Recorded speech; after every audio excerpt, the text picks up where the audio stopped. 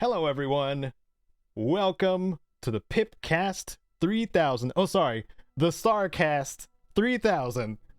I'm Caedo Genesis. This is my co-host, BADCompanySarge. Hello there. And this is a podcast that goes up every other Sunday, 10 a.m. Pacific, usually. And we talk about Bethesda-oriented stuff. And largely, it has been focused around Starfield because, well, it came out over the last month. And that's pretty much all we've been doing. Yeah.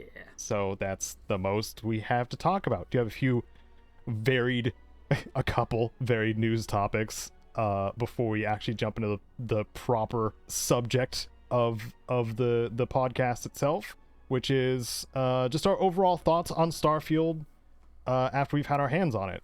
Is it what we wanted? Our pros and cons and other crap and details, maybe some of our complaints, because I definitely had complaints when I first started playing too. I guess look forward to that. Before we get into all of that stuff, though, I want to offer a thanks to my patrons, the ones supporting me and the channel, particularly Wasteland Legends, Sven, and Rose. I'm doing this at the beginning now, so I don't forget at the end card, because that's the perk, and you deserve the perk for giving me so much money. We got a comment of the cast. Every episode we bring up a comment from the last episode. Sarge, would you please read this comment? I shall do. Rosie Sparkles 8515, thanks YouTube naming system, says, Starfield, I have my hopes high for it, and I can't wait for guides from you, Caedo. That's nice. That's so nice. And special shout out to Rosie, who's an extremely active member of my Discord. She has also been interacting with me while we've all been playing through Starfield, and being very good about spoilers, helping me find out information about the procedural stuff, what is procedural, what is a set static thing, just generally being fun to talk to about the game, and be mutually excited about the things that we're discovering. So yeah. Awesome. Also shout out to Maxine. Maxine's been active too. Yeah, thank you for that comment. And yeah, I'm looking forward to Caedo guides too when I make them. Because the Outpost one is taking way longer. Sarge saw the script. Yeah. It's growing rapidly. In your defense, I think Outposts are the most complicated thing in the game. Yep. So you're kind of starting in the deep end. I may have just ruined myself by deciding to do this first. I don't often do things the easy way, do I? So, there we go. Thanks again, Rosie. So, on to our newsy stuff. First starting with something I found interesting and something that I very much disagreed with. I don't know if you gave it a look, Sarge. I didn't want to watch it. I'm going to be completely honest. I was oh no, that's not for me. If I see content I don't like, I'm just like, I'm not going to watch it. Wow. Okay. It's simple approach. All right. So this is, I wouldn't call it a super common feeling on Starfield and Bethesda games as a whole, but some people have this in their head that Bethesda games, with their bugginess, we've seen Oblivion guards potatoing all over the place, havoc engineering stuff going on, a lot of examples of the silly glitchy stuff that can happen in Bethesda games. This video in particular posited that, if I'm understanding it properly, the more polished a Bethesda game is, the less charming it is, because it could be missing some of those bugs. And to that I say, first, what? And second, more polish is not bad. Yeah. It's never bad. And we've also both probably experienced a lot more goofy bugs the longer time we've spent with these games. Oh yeah, I had Vasco trying to sleep in a bed and just glitching out of it, and it was that's something. Particularly the uncanny valley stuff too. the faces, especially like the wandering civilians in like New Atlantis and stuff like that, like some of them look kind of weird, like they're really bug-eyed and yeah, so if that's the Bethesda charm that you're after, it's still there. But the game works a lot better. Yeah, it's like properly playable and doesn't crash all the time, and things work how they're supposed to. Yeah, I don't know. This video had a large focus on I don't know, the artistry of imperfection, or the enjoyment of imperfections and stuff like that. And I don't think that should apply here, No. because I like games that work. Yeah. It's like Starfield definitely isn't perfect as well. Yeah, it's not. Yeah, Like- we'll get into the things that we think are still pretty rough. I think, because I have at least a couple. Sarge caught me in a bad mood ranting about it earlier today, actually. We'll get onto that at the end of this episode. Yeah. And I've already apologized, and I probably will again. So yeah, I don't like calling out like content too, because I know this is just the thing that we linked is a video example of that, but this has been something I've also seen on like, you know, Reddit and stuff like that, where like it's this weird interest in like Bethesda's charm being automatically linked to the bugginess of the games. And I think that can just turn into a slippery slope of like, where's the line? Like, and if breaking immersion is, you know, not the line for you, then does that make it apply to everyone else? Probably not. Because I like immersion. That's our catchphrase, immersion. Immersion. So yeah, I just thought that was a very strange, one of the weirdest takes I've seen for Starfield's release, and I just wanted to point it out, I guess. Yeah, there's a lot of weird takes about this game flying around there. Yeah. And I want to say too, like, this is one of the more harmless ones. Yeah. Gotta say too, like, it's not the biggest deal. I'm not trying to make a huge deal out of it, but I think it's still kind of misguided of an idea. Something that I thought was misguided at the beginning, but I've greatly enjoyed since the first part happened, was Final Fantasy VII Remake. Yeah. Rebirth now. It's Rebirth now. Rebirth is It was remade, now it's rebirthed. Second part of the remake trilogy. This is going to be a 2-disc game. Okay, I was gonna say I've only played like the original Final Fantasy VII, so to speak, and the fact this is supposed to be a trilogy, but I see in the trailer like stuff where I'm like, well, that's real early game in Final Fantasy VII. It's not much in like the first episode, like overall story wise. Feels like you get about 5-10% through the story in the first game. Yeah.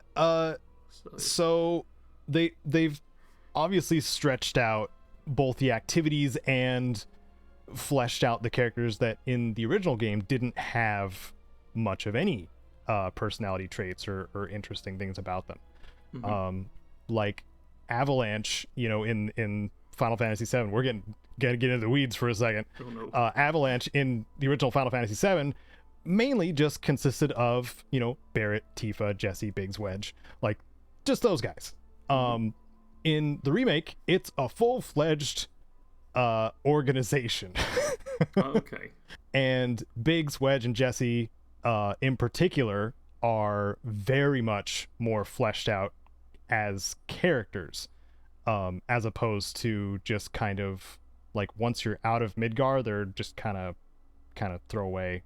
I mean, things happen to them anyway, but like there's not much detail to them. They're more just part of what's going on in the Midgar section, and then you move on. Whereas they have a lot more impact as characters in Remake, and that's just one example. There's something about the Final Fantasy VII Remake and the continuation of the series in this way, that it needs to be treated as more of a sequel than a remake or a remaster or whatever. Because it's very much, following along a similar path, but it's still going in a new direction at the same time. Yeah, it's an alternate version, really, of the original game. Yeah, that's the simple way to put it. Because I could go on a long tangent about it, because one of my shelves is dedicated to Final Fantasy VII. By the way, the whole thing that we're talking about right now is the Rebirth release trailer just came out, part 2, and it releases February 29th, 2024. The collector's edition was gone within maybe an hour or two when it was shown at the PlayStation Direct, because the statue that comes with it's Sephiroth. Oh dear. Yeah, it was gone. Sephiroth is one of the most iconic video game characters of all time. So, yes, obviously, that collector's edition is going to be disappearing. I was a little disappointed, but I also figured as much, because I ended up getting the first class edition when Remake came out. I got Cloud on his motorcycle on my shelf, and it's freaking awesome. But yeah, I've been a huge fan of Final Fantasy VII before I was a fan of Fallout. So, like, this is something I have great hopes for, and I have a PS5 that can play it. Yeah. that's otherwise collecting dust, and I feel guilty. So I look forward to having my cooldown time, little cooldown time after Starfield for a bit, to play some Final Fantasy VII Remake Part 2 or Rebirth, whatever. Yep. The naming conventions are still awful for these. Because Reunion was the Crisis Core remake. Yeah.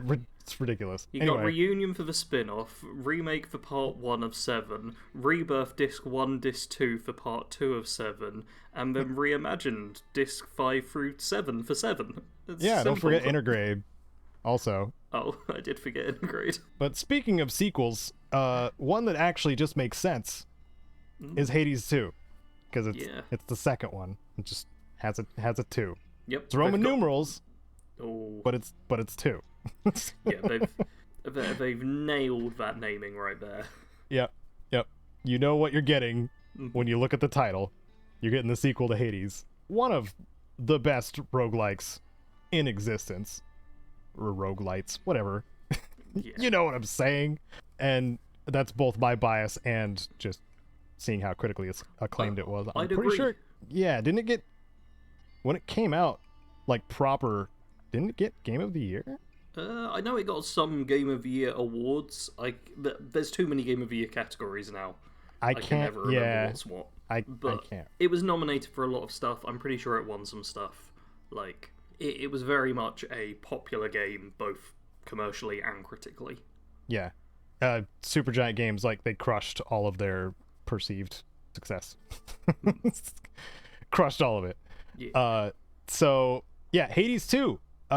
They put up a blog, Supergiant Games, one of my favorite indie developers, that the early access for Hades 2 is going to be in Q2 of 2024. So if you want to be like me when Hades first came out in early access, you can have the chance in Q2 of next year to start playing Hades 2 while it's in development. I know we were talking about polish a little bit earlier. You know their level of polish at this point if you've played any of Supergiant's games. Even in early access, they look and feel great to play. I'm looking forward to that too. Guess that gives me plans for mid next year too. Yeah. It's playing Hades 2 in early access. I mean, next year you're gonna have the Final Fantasy, Hades 2, and Avowed is coming out next year as well. Oh crap, Avowed is coming out next year, isn't it? Ah, dang it. Oh man. Hey, hopefully Avowed will be later next year. I think my brain just wants to forget Avowed just so I don't stress about it. It's fine, there's no need to stress. We don't even have a release date yet. We just know next year. Yeah, and that could be pushed back. All right. Yeah. Let's hope so. Yep. For polish sake, not just because I'll feel overwhelmed, me personally. Oh man. So we also got More overwhelming stuff. There's more Cyberpunk. yeah Update 2 is coming out. And there's going to be the whole Phantom Liberty DLC. And yeah, September 21st, which is less than a week away, is Update 2. Then September 26th, which is just over a week away, is Phantom Liberty, the update. So, yeah, Cyberpunk's getting... I'm glad Cyberpunk's getting a proper 2.0 update. Hopefully this is going to, like, fix and improve a lot of stuff, because obviously the game's still kind of marred by the bugs and stuff. And I feel like last time both of us tried to play this game, it was still very buggy and glitchy. Yep. So hopefully Update 2 is going to fix a lot of stuff. Please. We'll see. We'll...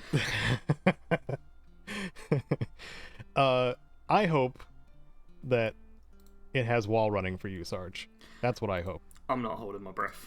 Okay, well, I know that the multiplayer thing that I wanted at the very beginning is an impossibility. So Yeah. wall running may be a little possible. Maybe. Yeah, I mean, they're adding, like, vehicle combat and car chases, which is something that kind of got shown off a bit, and which people were a little annoyed about. So, that's one thing they've said is coming. I don't think they've really given, like, I've not seen anywhere, like, a full kind of, like, here's what we're doing with Update 2. They did put one of those out. They put out, like, a little... I can't find it. It should be, like, on the proper channel. I mean, even on their, like, proper page and stuff, I only found, like, the one which just points out the vehicle combat's coming. There was one at some point. I just don't. I wish it was easier for me to find. I don't have it saved. They also use a lot of the same thumbnail formats and thumbnails in general, which doesn't help. It's eye-catching, but it doesn't help in finding the thing that you want to find. Yeah, I've also found something which is some of these features will also be added to the base game. Where they're kind of blurring the line between the DLC and the base game, and it's like... Well, the 2.0 stuff, like, it's a lot of the general night city changing stuff, which is, like, the more active crime reactions by the NCPD, which is a big one. And NSPD? Night City NCPD. That's right. Yeah, you got it right. I can't spell acronyms at all. So yeah, Max Tac showing up when you get like maximum stars and stuff like that. Yeah. Which are like super chromed out, like they will teleport destroy you kind of thing. I mean, hopefully teleport destroy you in the right way rather than, oh, the cops have suddenly teleported behind me. Not just teleport behind you just because the game can't figure it out. Yeah, not that. Hopefully the right way this time. And also like completely reworked like skill trees again. Yeah. This is like the third time. So I'm changing skill trees. I am hoping, and it's really funny that like in the very beginning, that lower part of the UI when you're looking at the attributes, it has like the 6 sections, and then the bottom one, which was all glitchy initially, and that was supposed to represent the relic, where they actually have changed that into an actual like relic skill tree in this part. And but like some of the gripes that I had with the game initially, like they're fixing it with some of the DLC too, and I just find that kind of hilarious. Yeah. Like I was asked yesterday if I'm gonna like check out the update, and I'm probably not, you know. Like I feel like it'll be a long while for me, I think. Yeah. Like I've tried Cyberpunk quite a few times and it never quite hit right. So, and with Starfield now out, like, I'm kind of busy. If I had nothing going on, I'd probably be like, yeah, you know, let's see what it's like. But I have something else to do, so I'm not going to be touching Cyberpunk for quite a while. Because it's just... And this is more for people just to know, like, what... Yeah. like what they're getting to. Like you get the 2.0 update if you have the game for free, which is the enhanced skill tree, the improved crime system, the car chases, I believe, and I'm sure there's a handful of other things that get added to the game, because the rest of the game needs to catch up to what the DLC is gonna be too. So some of it is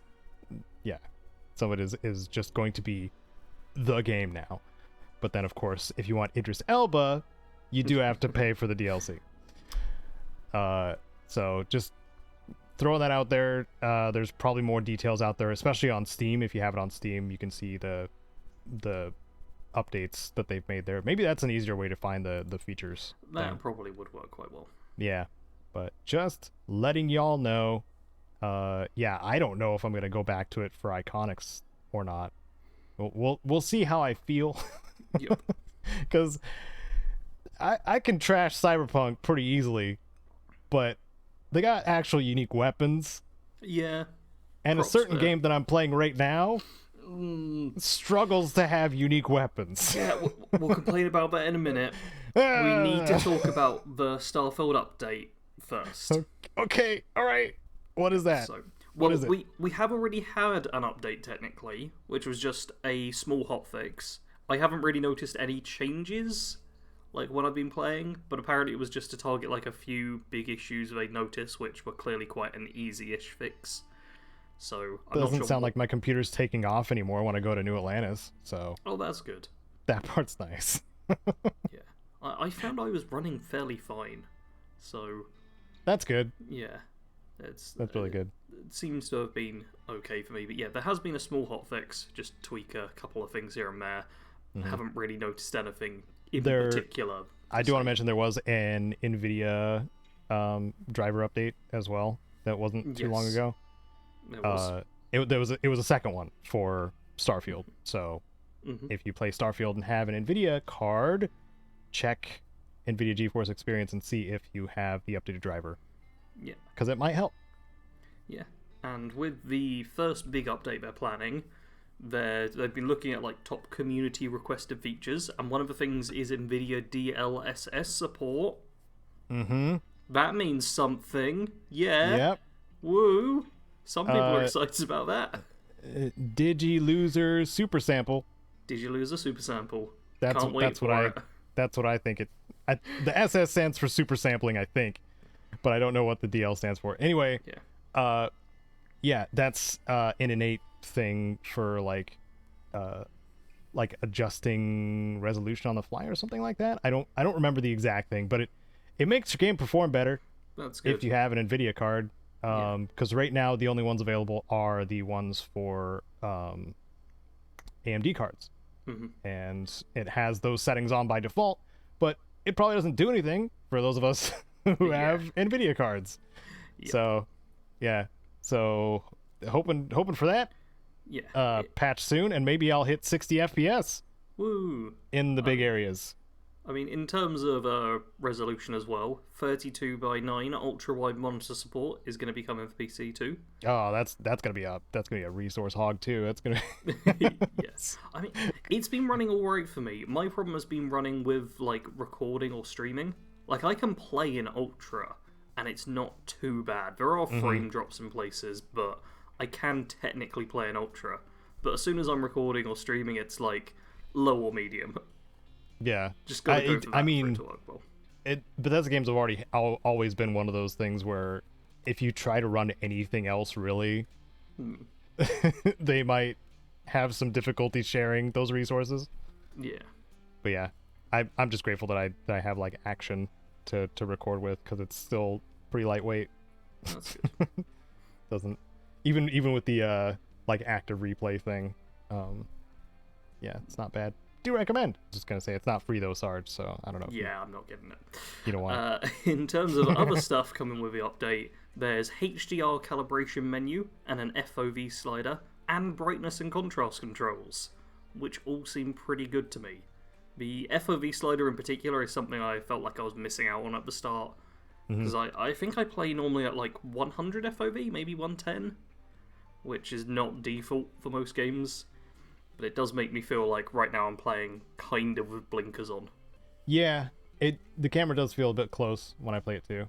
But I'm always afraid to like use the console commands to do the FOV thing, because that really jacks up like your first person weapons sometimes, or your first person view. Because I remember doing that all the time in like Fallout 3 and Fallout New Vegas and Skyrim, where my arms would just be like stretched way out if I corrected the camera. It'd be so wild looking. So but that's aside, FOV slider, that'd be great. Yeah, that would be very good. And they're also adding something from Fallout 76, which I think both of us were wanting, which is an eat button for food. Yeah, and eat when you look at it. Yeah. That is. Not an eat from your inventory. Yeah, because right now you have to go over, you have to pick up the item, you have to go into your inventory, you have to go on new items or the A category, you have to find the food item, and you have to click on it. And then you have to exit the menu. That almost sounded rehearsed. It's like you've done it a few times. A few times, then stopped picking up food altogether. In 76, what it is right now is you just hold the button and you eat it. They're probably going to have like a different button input, I'd imagine. It's got to be a different one because you can grab and manipulate. Yeah, hold to pick up stuff. Yeah, but, yeah, that's a good thing. I hope they bring other stuff from 76, because even though it's hated by so many people, it did so much stuff right. Yeah, and I mentioned this to you already. Like there was a divergence in like the engines they were working on. Yeah. Because 76 and Starfield were being worked on simultaneously. Yep. I think 76 is just working on a technically different engine now because it's designed for online too. Yeah.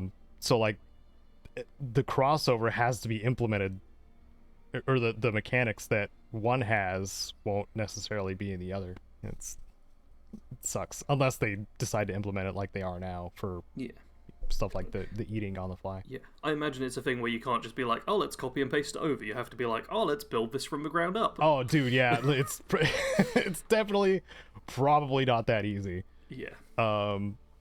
But yeah, looking forward to that. I did want to say one thing I hope that comes with this update, which is a Fallout 76 thing as well, similar to the eating for food, is player facial expressions in photo mode.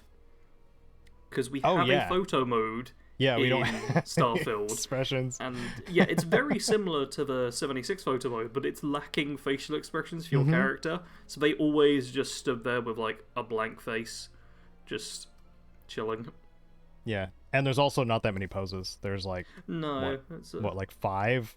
There's more than 5. I think it's like high single digits. Oh, good. Like 8 or 9, maybe. 8 or 9. Ooh. Yeah, it's not a ton. Getting crazy with those poses. There's definitely plenty of room for the photo mode to improve. But it's a good solid point. Have I sent you any photos yet? I don't think so. I'm going to send you some photos right now. I took a really good one of the Red Mile. You should send them to me so I can put them on screen. Because I'll have like generic B-roll of the game.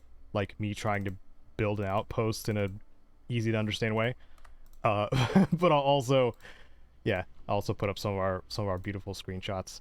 By the way, I didn't say we weren't going to talk about spoilers. We're not going to talk about spoilers. Yep.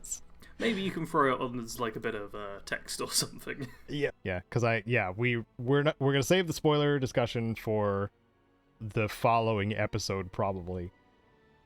So. Yeah. If you've already beaten the game, cool. But we're not going to talk about spoilers. Nope. We're going to talk about Starfield generally. A lot of my gripes lie with mechanics.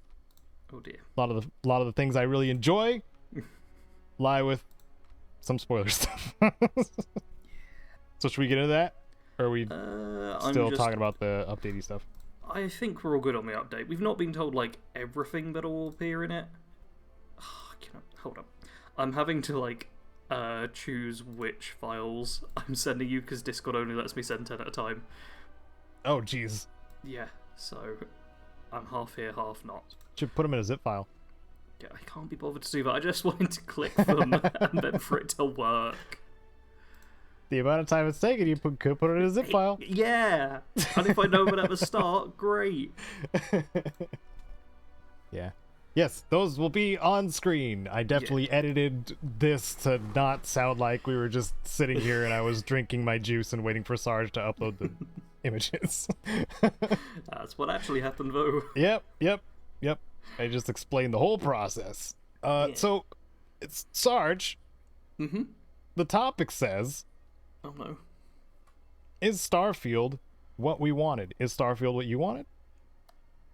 I'm gonna let you start. I think that's a bit of a strange question, one that I've not actually asked very much. Normally, are people like, "Oh, is Starfield the greatest game of all time? Does it suck?" But no, it's what you wanted from it. Yeah, I'd say it is kind of what I expected. It is what I wanted from a Bethesda sci-fi game, but not everything that I wanted is in there. But in like broad strokes, this is the Bethesda sci-fi game that I wanted. Nice. What do you think? Is Starfield what you wanted? I think it is just the right. It's just right. It's just right. It's just right for me. Obviously not for everyone, but this works out well for me as a player, at least. What am I trying to say? I don't think my bar was particularly high. Yeah. I know a lot of people say that too when it comes to Starfield. It's weird because I've seen people doing the, oh yeah, my bar wasn't too high, I tempered my expectations, which is a sensible thing to do. But then I'd seen so many people as well being like, oh, the game, there was so much hype around it, and everyone thought it was going to be the greatest thing ever. And I was like, really? I mean, there was definitely some hype around it. I know we were a mixture of nervous and excited. Yeah. For the game to come out because we would both have something new to cover, which on its own, that's just on its own, is exciting because please not Skyrim. Yes, please not Skyrim. But outside of that, like when the game came out, when I finally got my hands on it, when I was finally able to play it, it felt nice, just generally nice to play. Little bit of hardware and settings tinkering to get it working right once I stepped out of the small tutorial areas. I mean, a huge amount of hardware tinkering on my end to get things working right. That's right. Because once I got everything working okay and bought a new SSD and realized that my SSD was a HDD, it was then all fine. Pro tip, don't install Starfield on a hard disk drive. We are past that point in big games. Pro tip as well, double check that the thing that is called an SSD is actually an SSD inside of your computer. Yes. Make sure. Make doubly sure. Especially if you've got months leading up to the release of a game where you're not doing anything. Yeah. Okay, well, we're gonna go over some pros and cons, I think. Yeah. I have a lot of cons stocked up, obviously.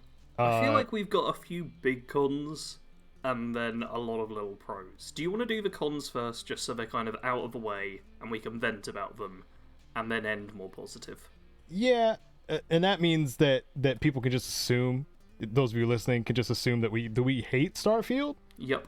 Because we're saying negative things about it, and we shouldn't say negative things about something if we like it a lot. Oh yeah, I definitely didn't post a review where I was like, yeah, it's basically a 9 out of 10 for me, of talking about the pros and cons. Yeah. But... okay, menuing in Starfield sucks. Oh. What's your big problem with menuing? Moving items from inventory to inventory. The fact that outpost building makes it even more complicated to get items from your ship to you, to your storage. The fact that there's multiple storage containers for different categories of items. Hold up. Just quickly, outside of the outpost system, how bad is the inventory thing for you? Can I include the cargo bay? Because that's pretty lame too. Yeah, the cargo bay can be included. Okay. Yeah. It's just really clunky. And not clear when... and also trading stuff to companions too. The equip as of right now, the equip doesn't tell you if it's equipping to them or equipping to you. It just says equip. So there's like a severe lack of clarity when it comes to like what you're doing with those items at face value. So the thing that I struggled with the most, and I'm gonna give you another example. When going into your cargo bay, first of all, did not know that there's a terminal in your cockpit of your ship to access your cargo bay. I thought the only way to do it was going to... Did I just blow your mind? No, I've known that from the very start. Okay. It's blown my mind that you didn't know this at first. No, I didn't know it at all. Because it blends in with all the other terminals in the ship. And I just didn't know. There is a little activity that shows up, but rapidly disappears from all the other quests you're doing, that shows you to access your ship cargo, but it doesn't seem to be consistent on when it happens. I think it's right after you join Constellation, but it pops up as an activity. But when you join Constellation, if you chat with everyone and like do a few things, you also get about half a dozen other activities. And going like the tour. just walking through New Atlantis, you pick up a few activities as well. Yep. So it is added at the same time as a bunch of other activities. So that overlaps pretty quickly. But also the big one for me was how to move cargo from your ship to pretty much any container outside of your ship. That became like my task in figuring out like the most efficient way to possibly do it, because one way, you saw it in my script probably, or you may see it in there, there's like 3 to 4 different ways to do it, most of which are complicated. I do one way, which is I go to the ship, I grab the stuff, and I just take it. Yeah, which is one that you can do. Do you go in the cockpit to do it? Yeah.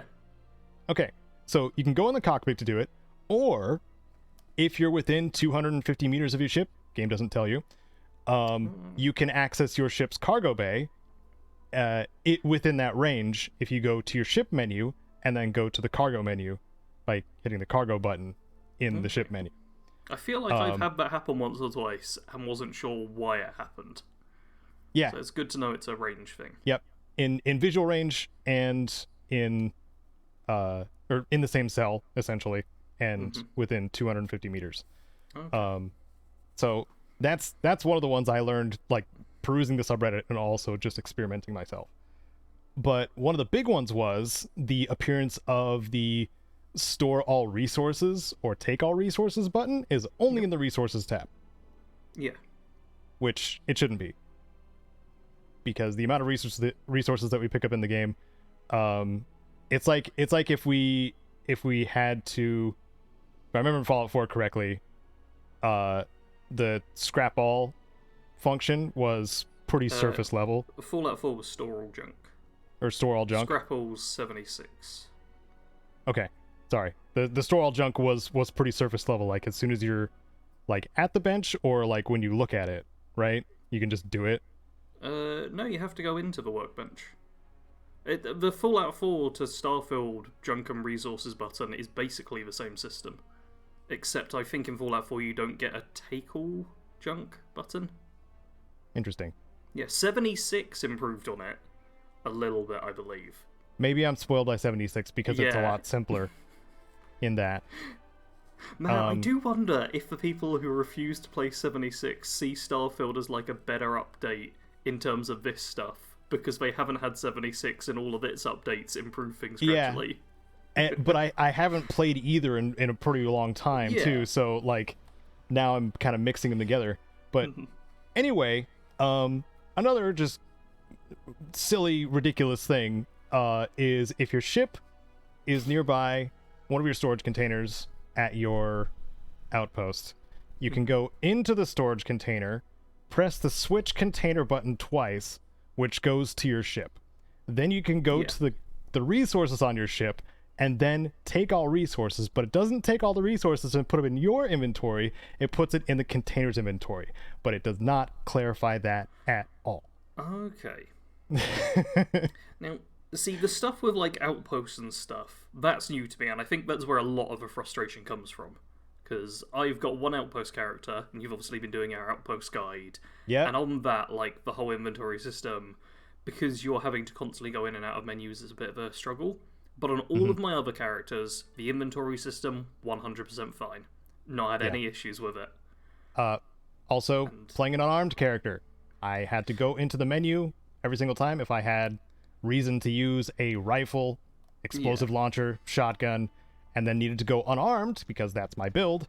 I would have to go into my full menu every single time and unequip that weapon because there is no equip toggle in this game. Yeah, if you're playing an exclusive unarmed character who doesn't use any weapons at all, then it's not an issue.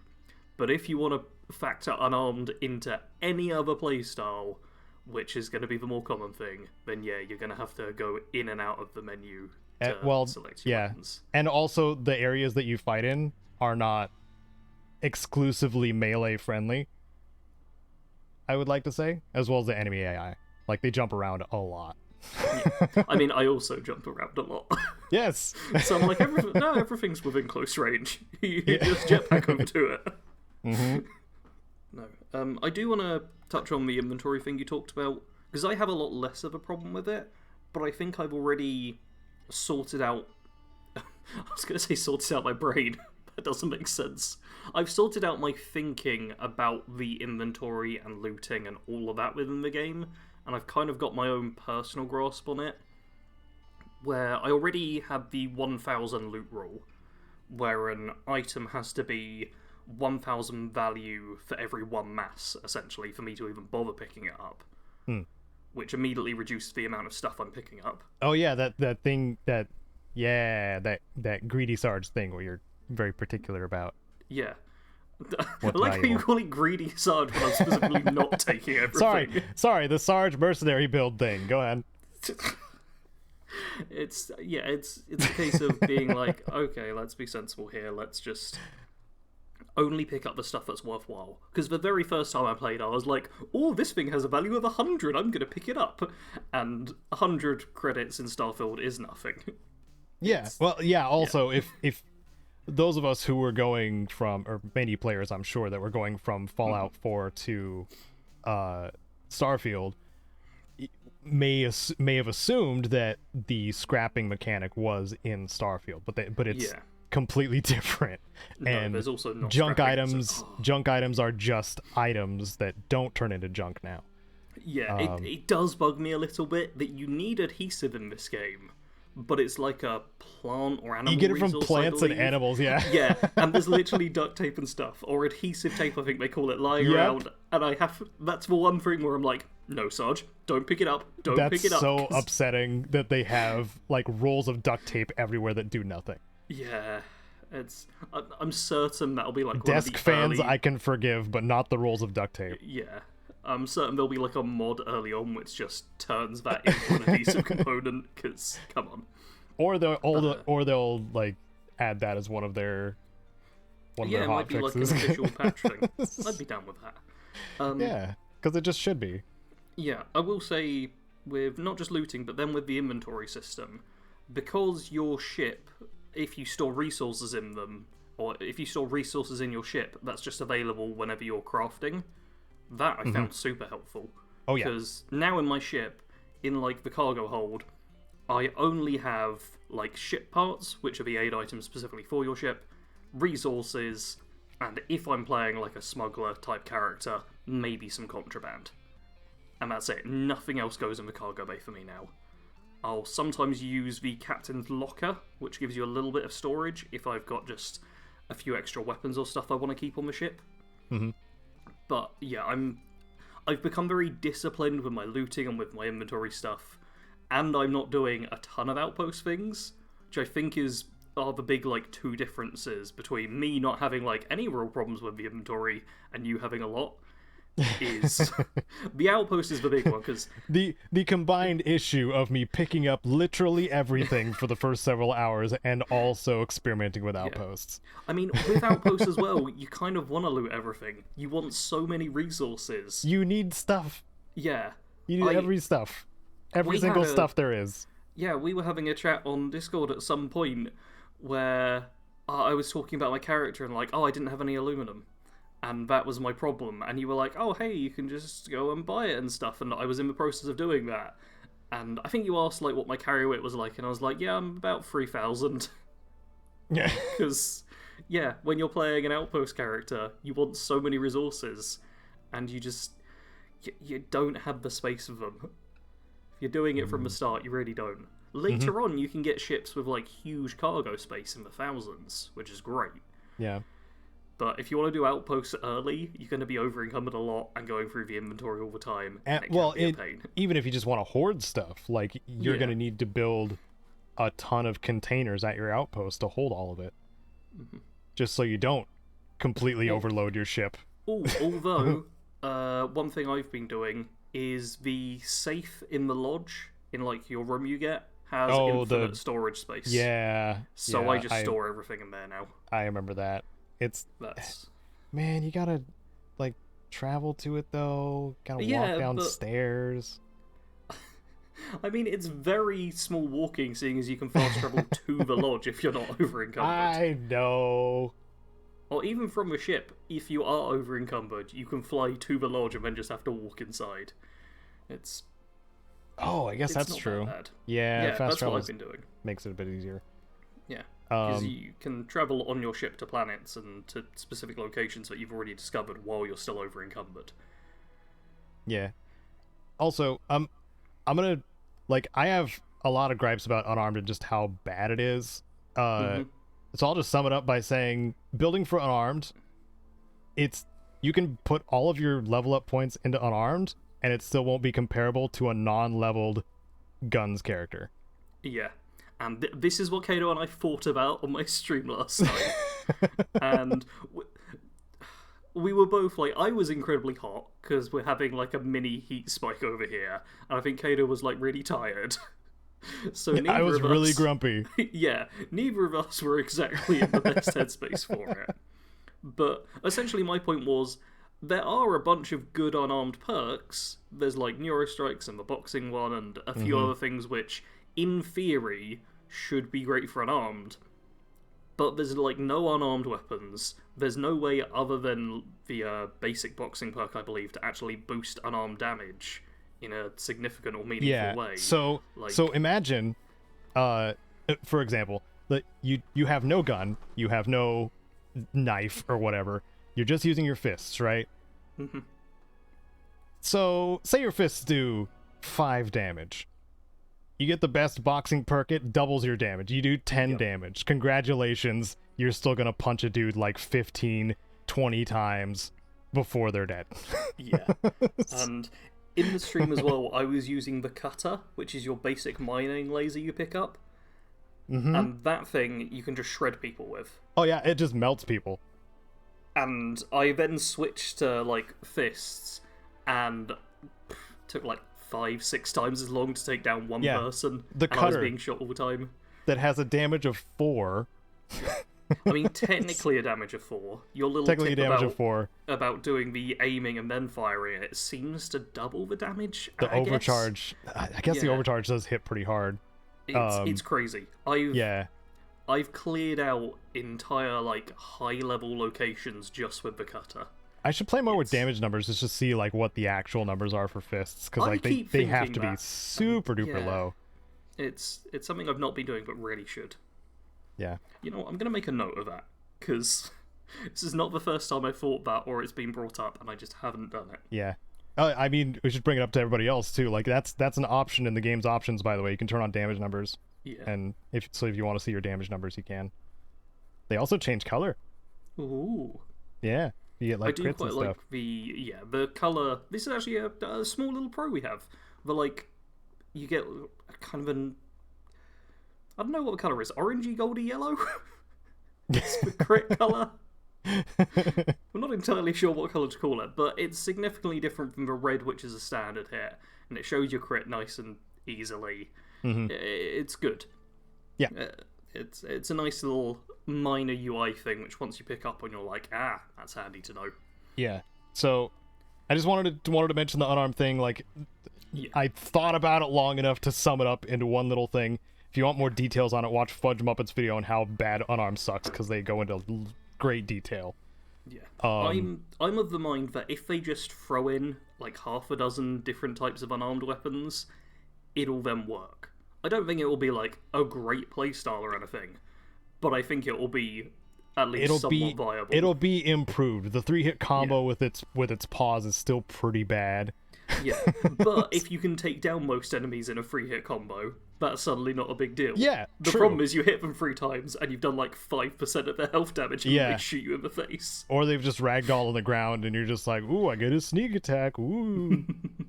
That does 10 damage.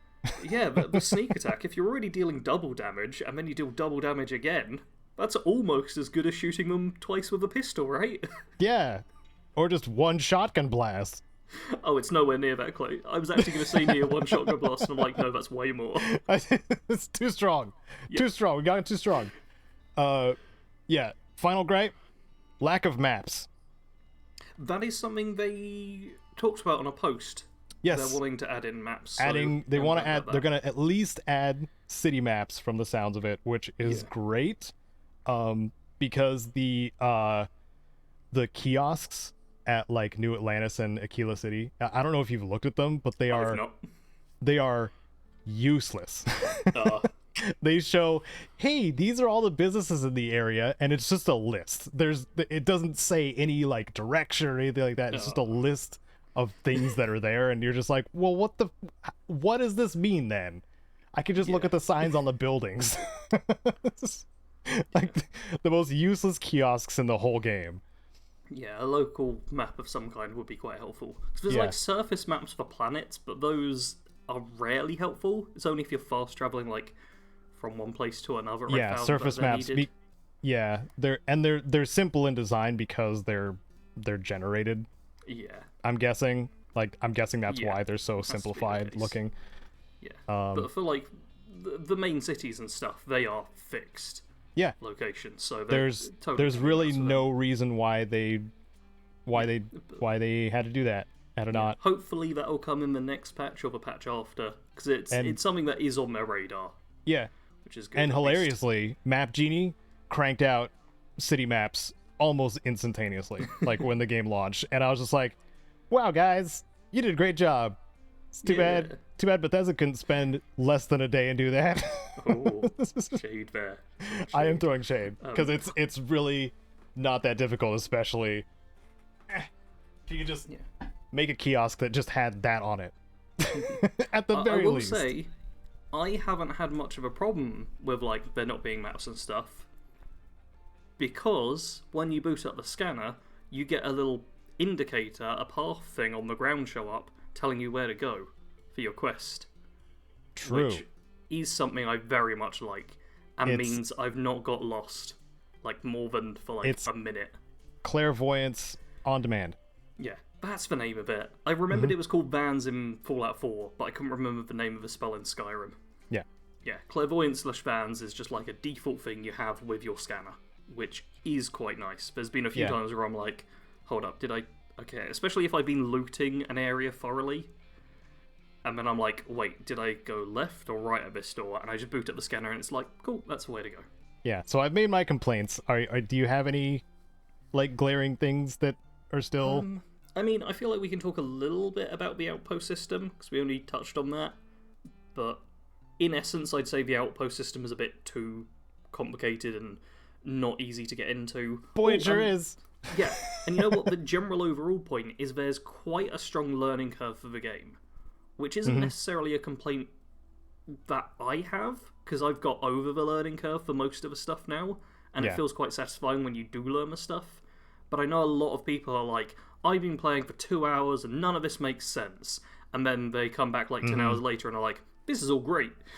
They've just learned how things work, and it's like, this is awesome. It started to process, and then it just kind of clicked. Yeah, the outpost system, there's aspects of it that are really like unnecessarily convoluted. Like I already mentioned the different containers for different things. Like that is totally unnecessary. Like, that should not be how it is for storing materials, like, at all. There's 4 separate containers. 4 of them. Wait, there's solid, liquid, gas. What's the 4th one? Warehouse. For manufactured components. Oh man, I haven't touched the manufactured component stuff yet. That's why I'm not. And those take up the most weight too. Yeah. Yeah, but it's so unnecessary. And like, I'll get into it when I share my outpost building guide. You'll have a whole section about how to store things more efficiently, because it's so messy. Yeah. I think, man, this is the thing. Bethesda games are often like criticized for being too simple and stuff, and now they've gone a bit too technical, and everyone's like, "What? This is all confusing. Change it." I think that the Oblivion level the Oblivion leveling system would like a word. Yeah. I also had to write a script to explain that. Yeah. Try to write a paragraph explaining the Oblivion leveling system. I'll wait. It's sleep and click stuff randomly. It'll probably go fine. The outpost system is the one thing where I'm like, I hope they do tweak this a bit. Because, like, shipbuilding and stuff, that's complicated. But once you've got a hang of it, it's like, okay, I figured out how this works. You need this component, this component, this component. Mm-hmm. Kind of got a grasp to it. Like, it's complicated, but, like, you can push through. Just spend like an hour in the shipbuilder, and at the end of that hour, you'll know how to build a ship. I think something that majorly helps the shipbuilding is that it just costs credits. Yeah. I think that greatly helps it in its simplification, because I bet like early on they had plans of connecting like the outpost building, the resource gathering and stuff like that to like manufacturing your own ship parts, and they probably scrapped that because it was like way too complicated. Yeah. At first I was annoyed that like collecting resources and stuff didn't let me like hand build my ship sort of thing, but now I'm like, I'll just spend some money on it. I know why. It's much easier. Yeah, I'll just spend credits, thank you very much. Yeah, whereas with outposts you have to jump from planet to planet to planet getting everything you exactly need. Mm-hmm. Or set up the links, which I haven't written about yet, and I am dreading it. But you also need the correct materials for the links. So you have to make sure you've already got that stuff. Yep, gotta fuel all of them too if they're going to different systems. Yeah, I have a real life friend. I know, crazy. What? who's big into like the whole mining and got into the outpost system straight away because they like mining and stuff. That's what all the materials are there for. And they had like some complaints about it because I think they needed helium-3, is it? HE-3? That's the fuel, yeah. Yeah, I think they needed that. But they found like a planet with it. They set up the resource extractor, but the planet, they also made a helium-3 like engine sort of thing to power it because the other reactors weren't giving them enough power. Oh, did they try to do like a perpetual? Yeah, like, it doesn't work. Fuel? No, it doesn't work. And they did that. You have to make like 3 helium extractors in order for something like that to work. Yeah, but they did I've already tested that. Then they ended up out of resources and were like, well, that's annoying. Now I'm just going to have to rebuild everything again.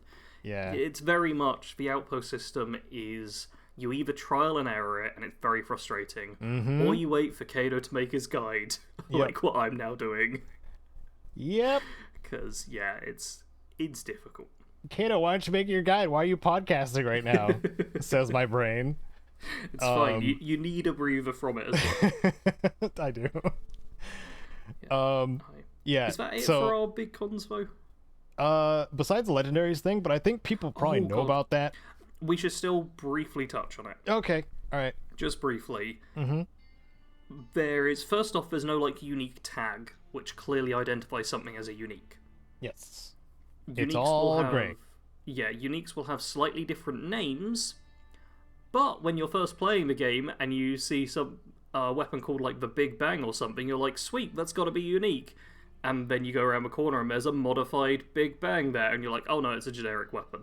Not sure if Big Bang's the actual name I'm thinking of, but... I got a Furious Shoddy earlier, and I'm just like, oh, this is a unique. Nope, it was... Shoddy is actually a type of weapon. Yeah.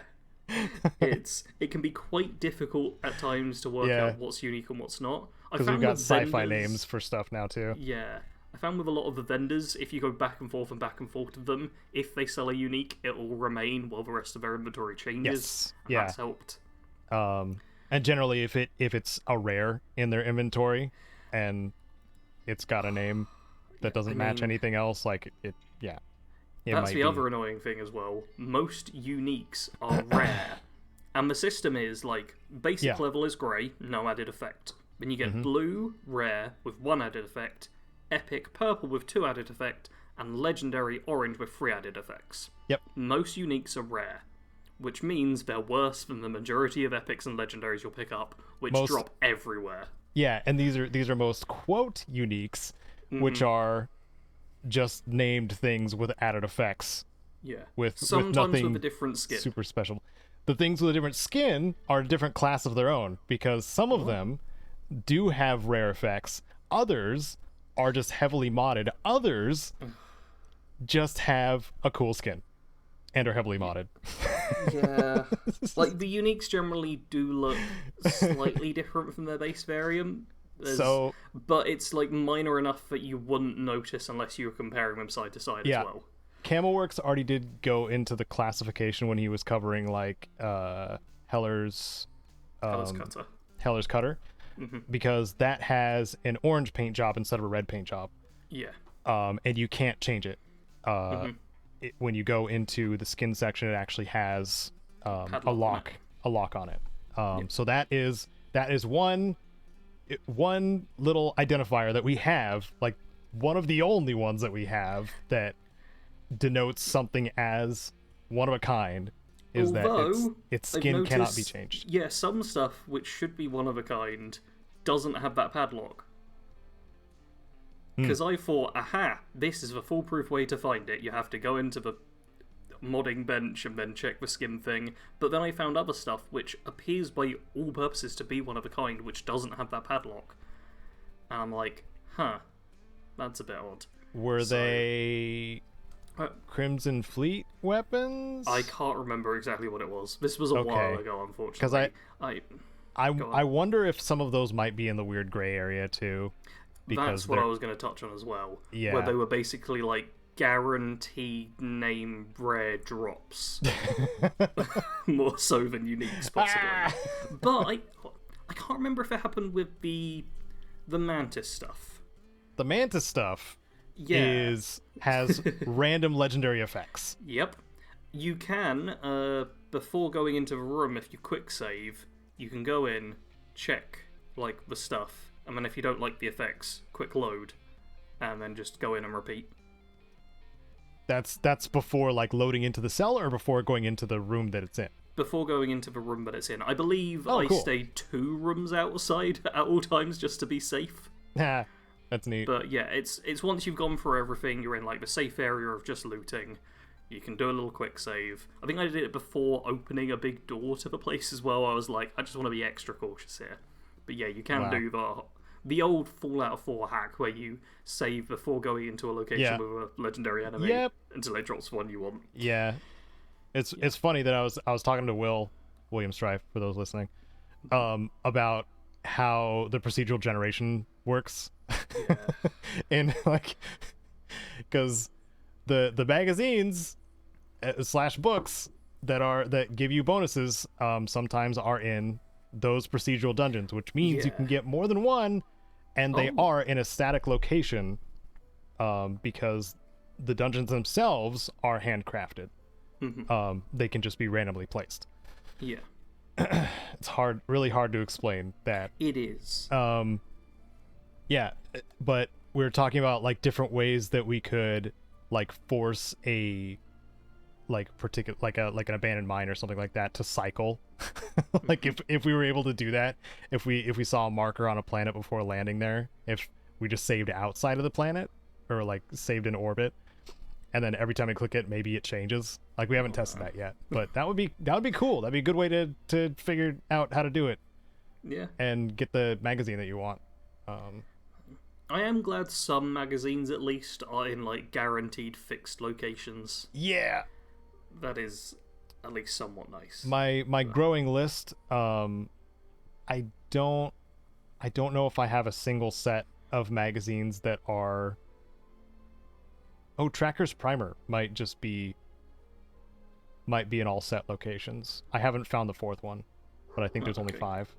But those all might be in set locations, and those are the straight damage boosting ones, the 5% to particle weapons, laser weapons, ballistic weapons. Okay. And so those are definitely worth picking up, like if you're min-maxing or whatever. Yeah. But I need to find Tracker's Primer number 4. Yeah. Before I can do anything with that. I'm picking up magazines as I go, but until the full guides are out there, I'm not worrying too much about it, because, yeah, it's a bit random. Some of them seem to be locked off in quest-related locations as well. Yeah. And I have the... Don't worry, Sarge, I have the Constellation 01 marked down. The 5% less full damage, right? Yep. Yep, very important, very important. Very important. It's not like you can spend 1 skill point in order to get a jetpack, which lets you just jump before you hit the ground. But it's also not like Sarah is standing right next to it when you walk into the lodge. You're not going to miss the first magazine. It's not a spoiler, everyone. It's right next to her. Yeah. You have to be looking at the ceiling as you walk in to not see this magazine. Alright, I think that's all of our cons. Yeah. I will say, a lot of this stuff, if Bethesda really wanted to, they could fix or improve. Like, they can add in... They could just do a patch where they add in, like, a bunch of unique weapons. Yeah. They could 100% do that, and I don't think it would even be, like, a crazy amount of work. Like, that could be done. They could even change some of the currently not really unique weapons and make them truly unique. That's all stuff they could do. Like, the outpost system, I'd say that's probably the hardest to simplify, but there's still ways to do that. They could even just add in a bit of a tutorial, like throw in a new character maybe. They did it with camp building in 76. They threw in the ghoul at the bar to talk about camp building. Yeah. Like, there's precedent for some of this. Unarmed, throw in actual unarmed weapons and immediately makes it 100 times better. Still probably will need a bit of tweaking, but goes from unusable to could work. Yeah. To able to function at, and it high would level also play. pretty much solve your hotkey issue as well. Because you could actually hotkey an unarmed weapon. Yeah. In the way that's why it was missing in Fallout 4 and nobody cared, because there were actual fist weapons. You had the Power Fist and the Deathclaw Gauntlet, and that's it. Oh wait, sorry. Also the Knuckles. My bad. Thank you. My bad. Jeez. There was a total of 3. I feel like there was a 4th one. There might have been. Boxing glove. That's it. Jeez. Yeah, that nobody used. Yep. Yeah. Bethesda's been getting worse at unarmed over time. Yeah, but 76 they sure have. It was so powerful in 76 for a while. Yeah. It's like 76 is a real blip where they need to take some of the stuff. I think it still was but they added so much variety too. Yeah. Like they took inspiration from New Vegas, not just the Ranger armor, obviously, but the freaking industrial hand. Like they gave us saw blade hands. Yeah. Oh, and I thought of one other con, which is learning crafting things. This I'd say is a mild con, but there's a lot of crafting-based skills to kind of get through, and it's heavy skill investment to get all of that stuff. Yeah, I barely have scratched the surface of that. Yeah, I've heard people who have gone heavily into it who are kind of like, hey, it's kind of like Skyrim, where if you just go into all the crafting stuff, you one-hit kill everything. Because I kind of expected it would be disappointing if it wasn't the case to me. Yeah, actually, because how many.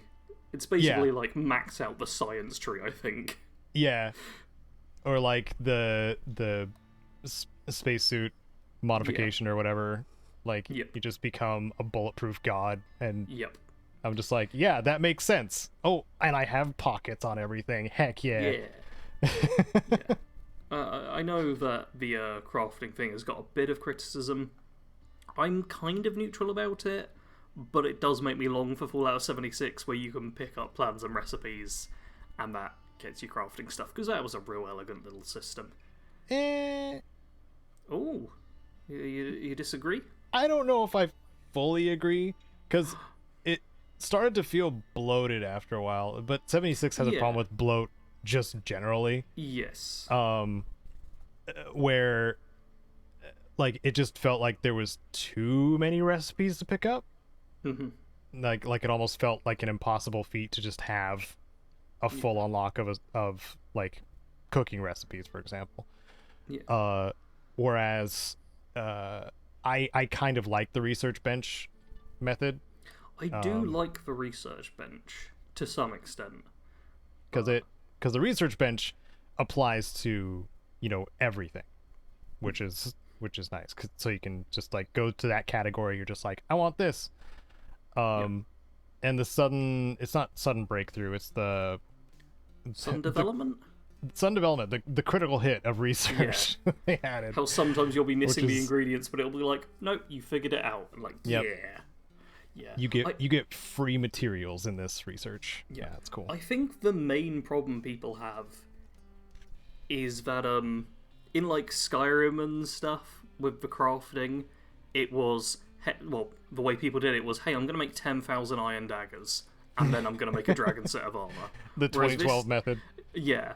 Whereas in this game, you have to do specific things. You have to be a bit more focused. It's like, okay, I need iron and tungsten.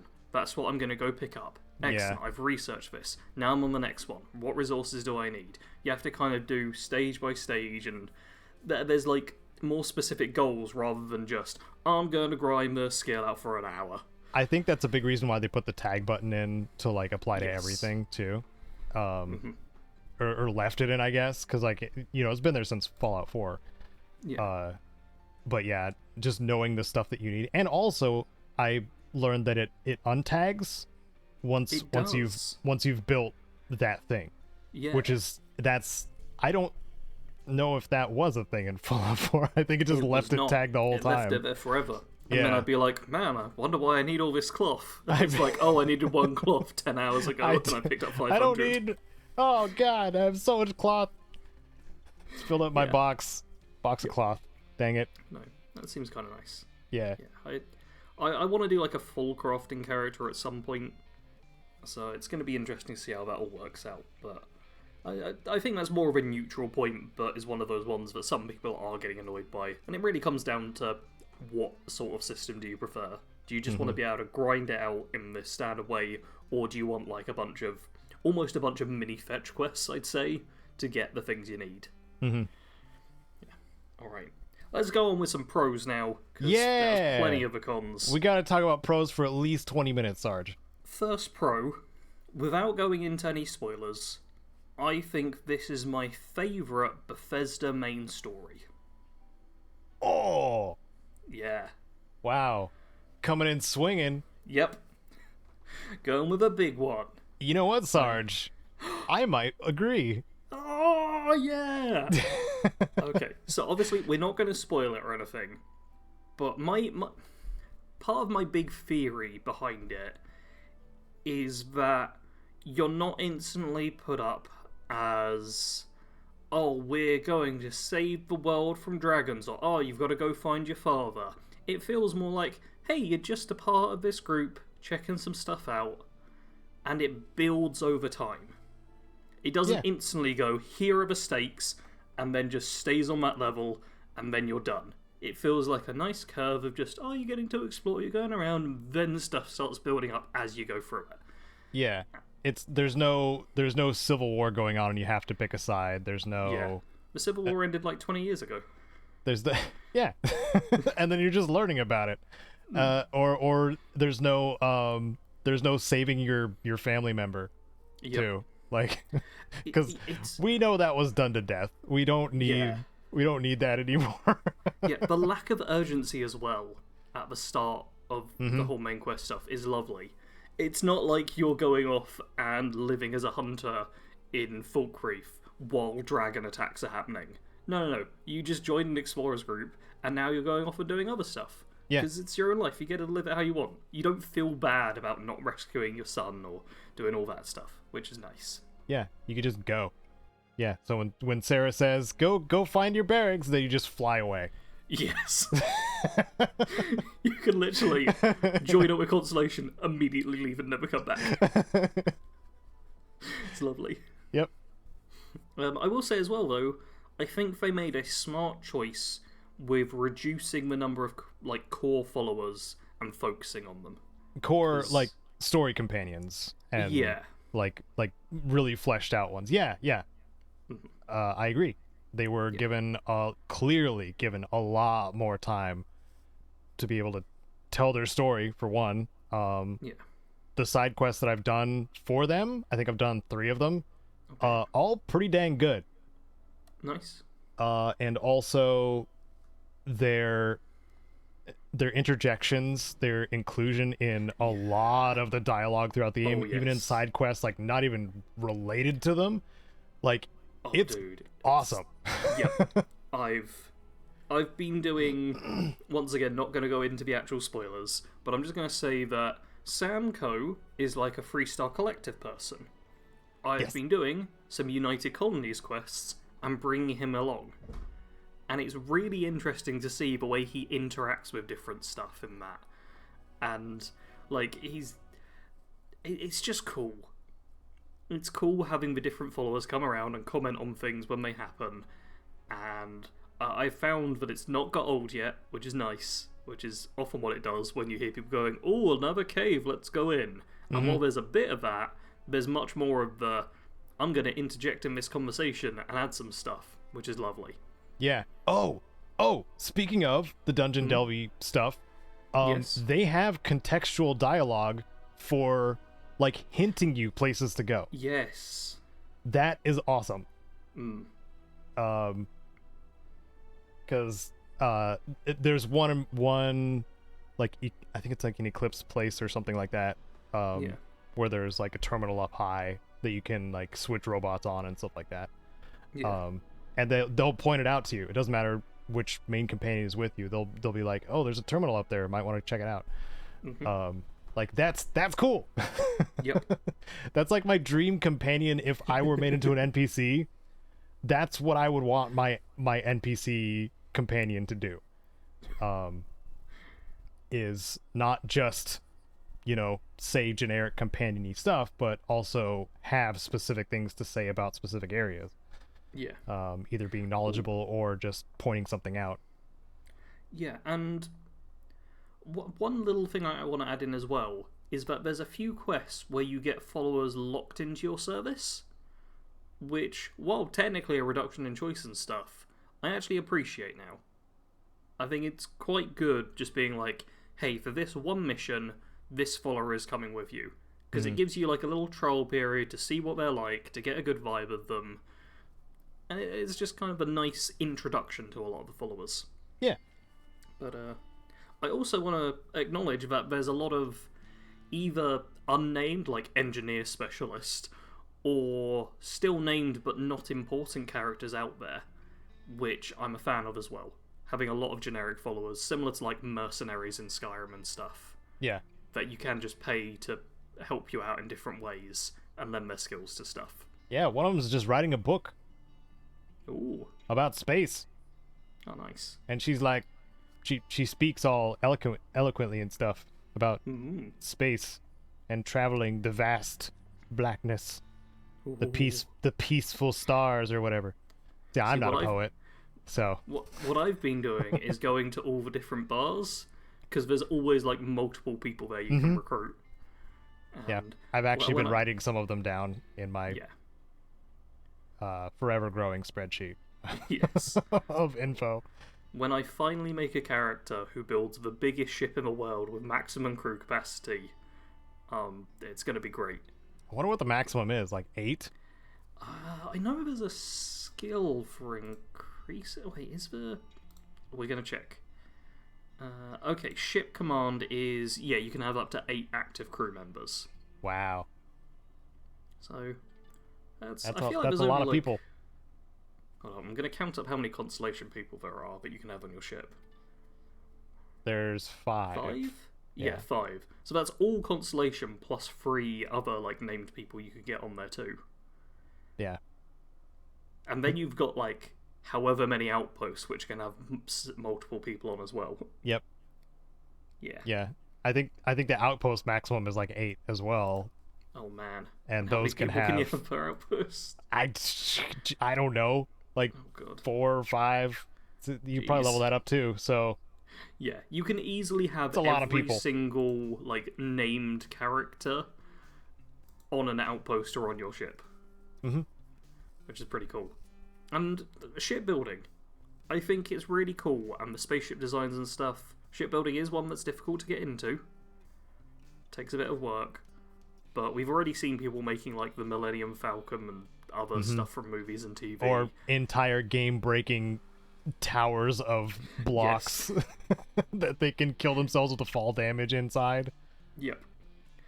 And I've messed around a bit with a shipbuilding, and I'm not great at it yet. But I started by trying to make like the smallest, most nimble ship possible, which I think is much harder than just going for something massive. Yeah.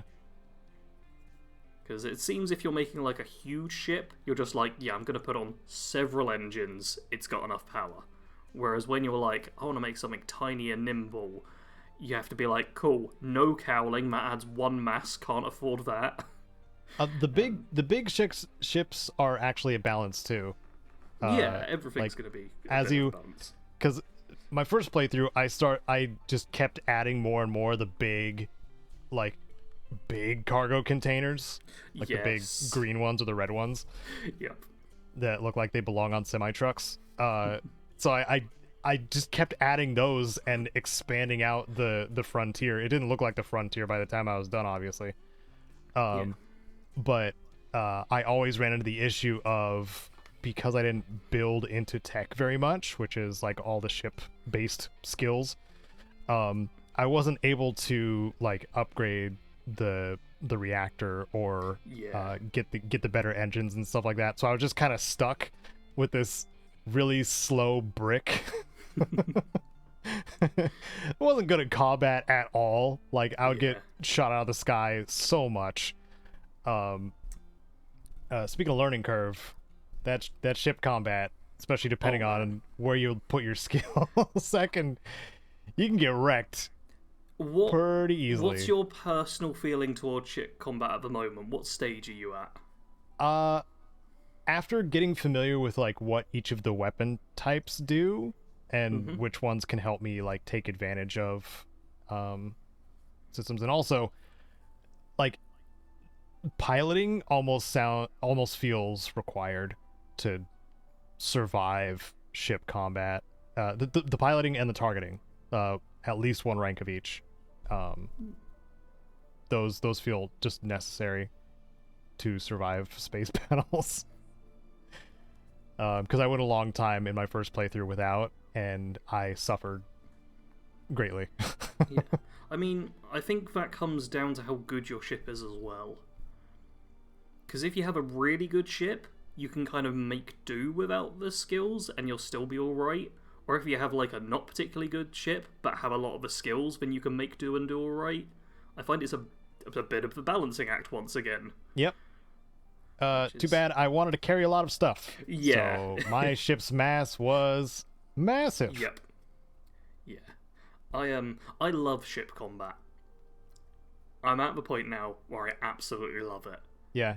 I got a ship from the end of one of the faction missions.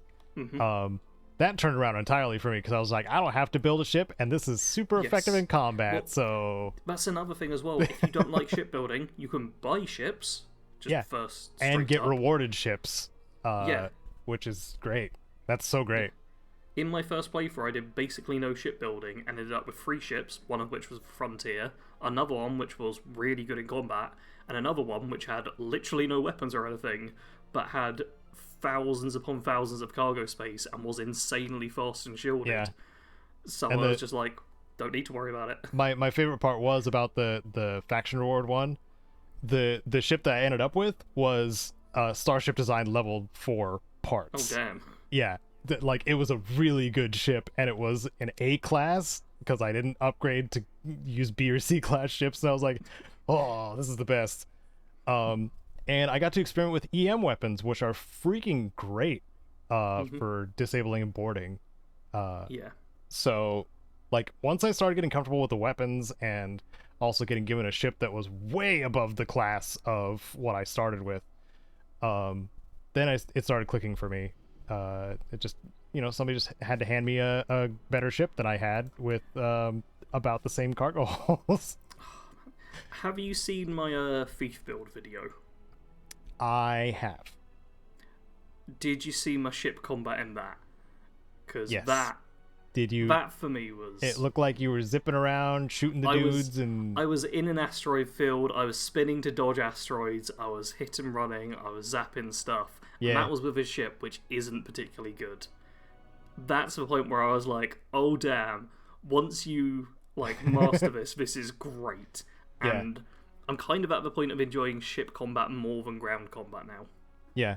Out of the things, because we both have experience with Bethesda games, out of the things that was a bit of a learning curve for me was the ship combat because of how I decided to go with things. I was the same. I had the Frontier, I put more cargo space on it, I got wrecked.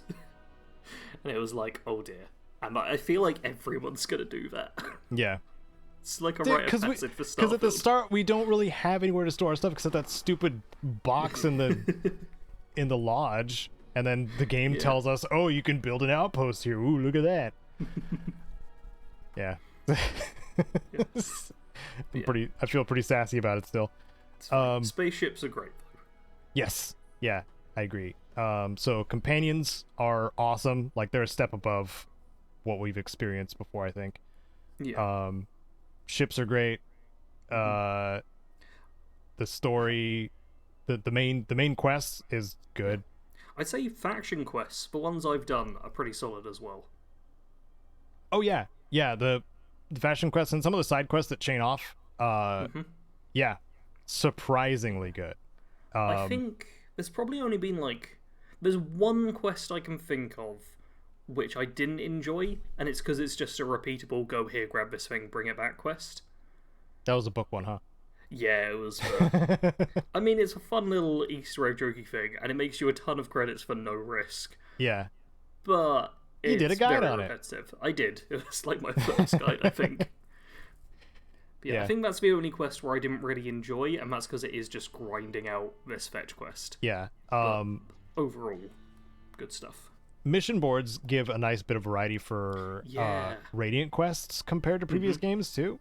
Yeah. Where if you can take the combat-oriented ones, they can be space-oriented, dogfighting in space kind of stuff, or it can be terrestrial. You can go to an outpost, take out some Eclipse or pirates or whatever.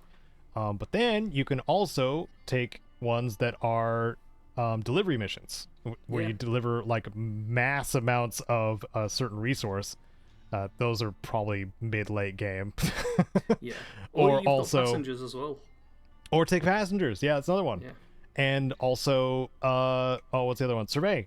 The survey ones. Planets and stuff. You get double the bonus essentially. So you survey the planet for the mission, and then you also get the survey data that you can sell. Yeah. Which is great. Yep. I think the fact that Bethesda's moved away from talk to one person and they will give you an individual quest and move to check out the board and there's half a dozen things to pick from and you can choose all of them if you want. Yeah. So much better for Radiant quests. It kind of fixes the problem with them. We get to pick and choose. Yeah, and it's not a case of just going back and forth and back and forth and back and forth and back and forth. You can pick up multiple at once, spend a few hours adventuring, and then come back. And you don't, for the reward, you don't have to come back either. It just completes it once it's done. You get the XP and the reward on the spot when you finish it, which is so good. It's futuristic. Yeah, just hey, you did the thing. You don't need to go back and say that you did the thing. Yeah, it's great. Okay, weird little thing as well. Wait, yes. That I just want to say, there's multiple interviews in the game. You can get interviewed for positions and stuff. Oh yeah, corporations and things, and those are just kind of funny. Yeah, that's all I wanted to say. I don't know if I really did any. Well, yeah, I did do the Freestar Rangers one. See, I've not actually done the 3-star Rangers one. I've done a few others. There's got to be like. Oh, the UC Vanguard is an interview too. So like, yep. yeah, I guess I've done 2. That's one I did. So yeah, I've done like 3 or 4. Super great. And they're all just kind of fun in their own way. They kind of organically give you some lore about the faction, but I'm not sure if it is the case, but they seem to be unfailable as well. But the options you pick change how you're kind of treated at the start. Yeah. Which is quite nice. Oh, go on. Sorry, something came to mind about the companions too. Yeah, go for it. In particular, Sarah.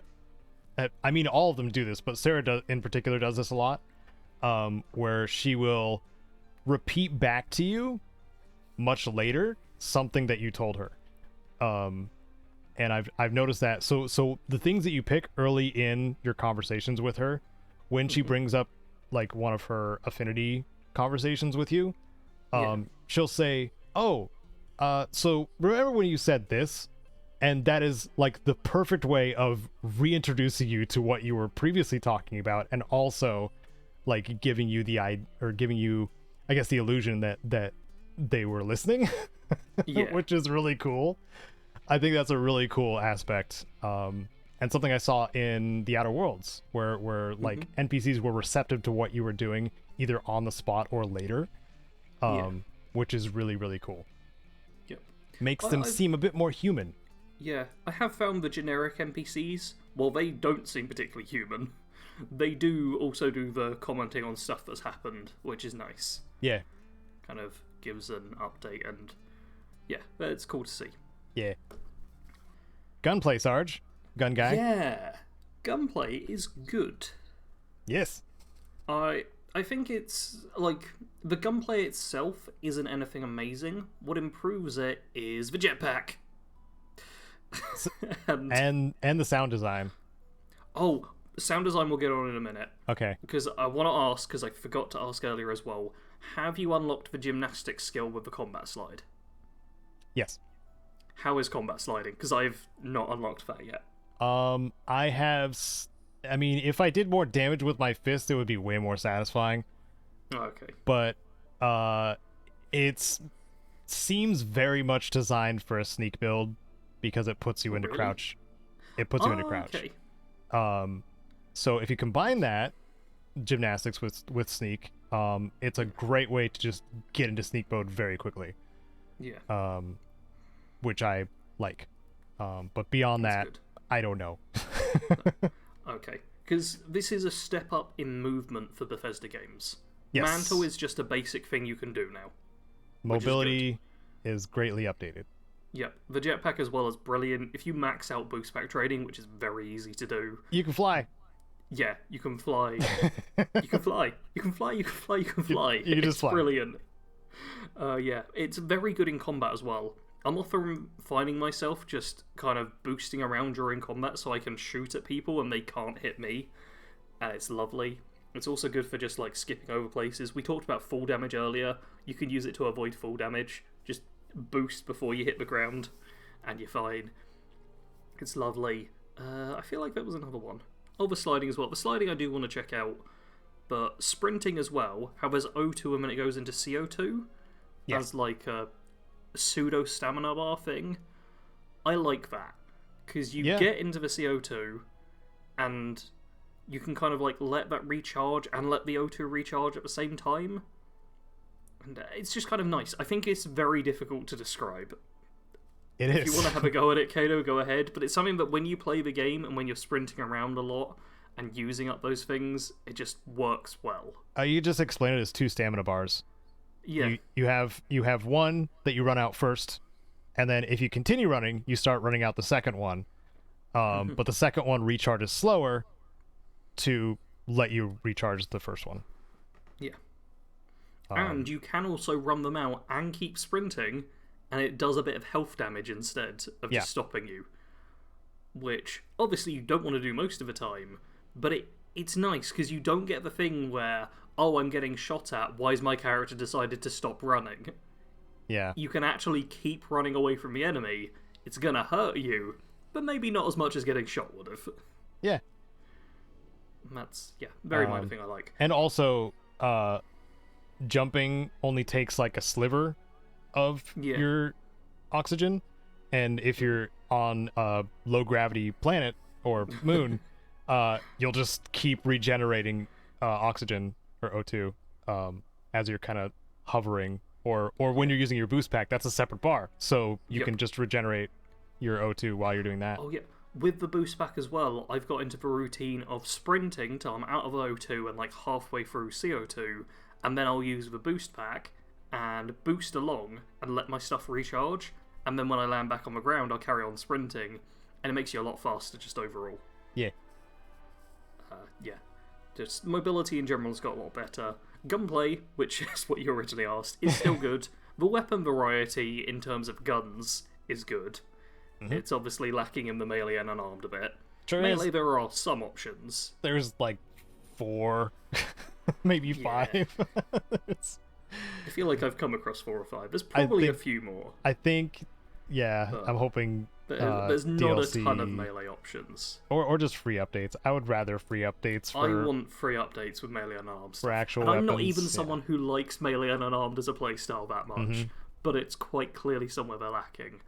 But in terms of guns, there's a lot of variety. Guns do feel different. There's different, like, Oh yeah, some of the modifications for them change how they play as well. I was hoping the weapon modding was going to be like a lot better. It's a step up from what we've had before, but not like a giant leap ahead. It's an improvement, but it's not like a complete overhaul. there is for some of the weapons. I don't know if it's for all of them, but the ammo type thing, which is really cool.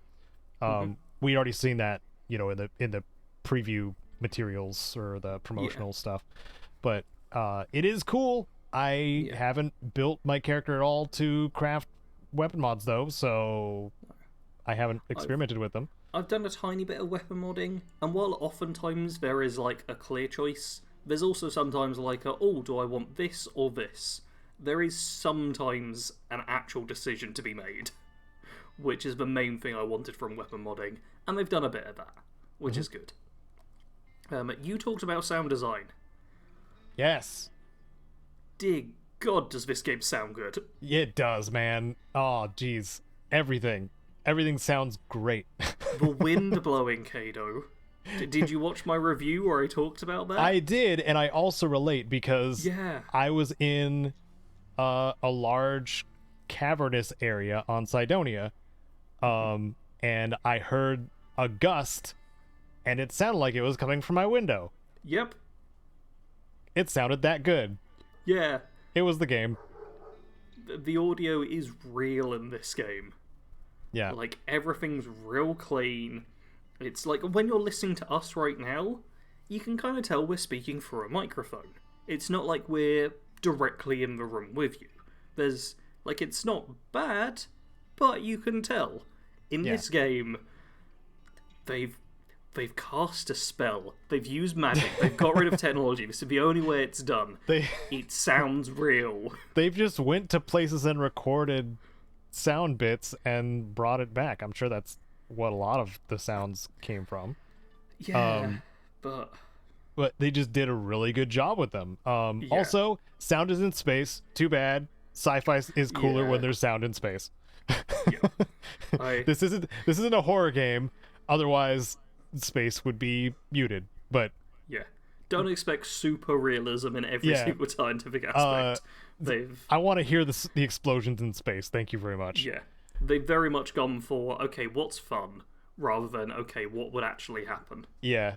But also, like, when you're doing like ground-based stuff, something I noticed, I think today or something like that, I started playing around with a automatic Beowulf, which is kind of a battle rifle type of thing, but it had a full auto setup on it, and I was firing it outside, and it had the nice ka-chunk noise, but then I went inside of a building, and it sounded like it was being fired inside of a small room. Yep. And I was like, oh, they thought of that. So it sounds like the like you're in a noise canceling spot where the reverb is very close. I don't know how better to describe it. It sounds like Yeah, it's firing a great. gun inside of a small room. Yeah, And outside, it sounds very different. it's good. There's also, if someone's wearing a helmet, they've managed to kind of like muffle their voice slightly, but not in a way that you can't hear them. Unless they're Eclipse.